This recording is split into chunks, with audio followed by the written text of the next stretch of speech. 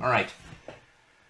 I want to take a moment, just a quick moment. I'm not even going to say quick moment. I've talked about it on the podcast recently, and unfortunately, 6 days ago, last Friday, really a week ago if you're listening to this podcast when it goes up, we unfortunately lost an incredible human being. His name was Larry Harvey. And if you're not familiar with Larry Harvey, I'll give you a little bit of a background on him. He's actually the founder, one of the founders, but really the main founder of Burning Man. He started Burning Man on a beach in San Francisco and then helped to grow Burning Man into what it is today.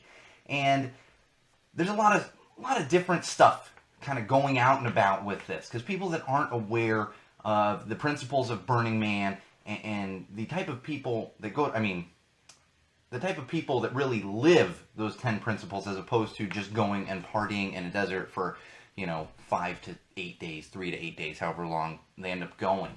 But really, personally, I never met Larry Harvey, never met him in person, but I know of him.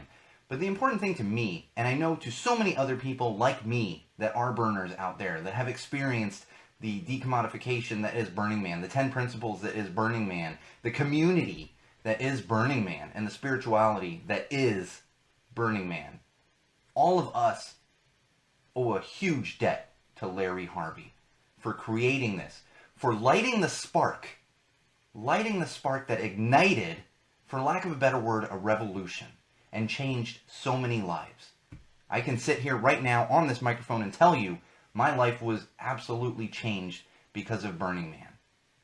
And I will admit that. I know many people that will also admit that. So all of us out there, we owe so much to Larry Harvey. Now you have the other sector of burners that really like to go out there and just dance and do drugs. You guys also owe a huge debt to Larry Harvey, because you wouldn't be able to do that. And nothing against just going out and partying and dancing and raving about, and that's fine, do your thing. I'm not. But outside of creating an event, Larry Harvey helped to harvest an entire generation, really multiple generations of people that are now living those principles. And in fact, and I know I know quite a few different stories about this, but I'm going to call them out on it right now. The both of them. Our stats and information person, Chris, as well as our on-air producer, Bridget, are both burners. They're both campmates of mine. And they met each other because of Burning Man. And they're now married and have 2 beautiful children and have an amazing family and continue to live those principles. And I can't wait until we can all get our kids out there on the playa and start passing down those principles to all of our children and the next generation of burners. So rest in peace, Larry Harvey. We owe so much to you, and I know your memory will live on forever. Forever. Because my daughter's going to know who Larry Harvey was. My daughter's not even 2 years old. She's going to know who Larry Harvey was. And in fact, if you go to the bar on the deck in my backyard right now, there's a tile. I'm not going to get into the details, but there's a tile from our theme camp that I've had hanging up there since we moved into this house a year and a half ago that just says Larry Harvey. And now it's always going to stay up there. It's not going anywhere.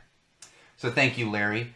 I hope you're somewhere right now looking down on everyone that's appreciating what you have done for them. And I know this year's temple burn and this year's temple is going to be on an absolute different level than it's ever been. And though I never met you personally, I will miss you. And I know thousands and thousands of other burners are missing you now and will miss you really until they are unfortunately no longer around on this earth.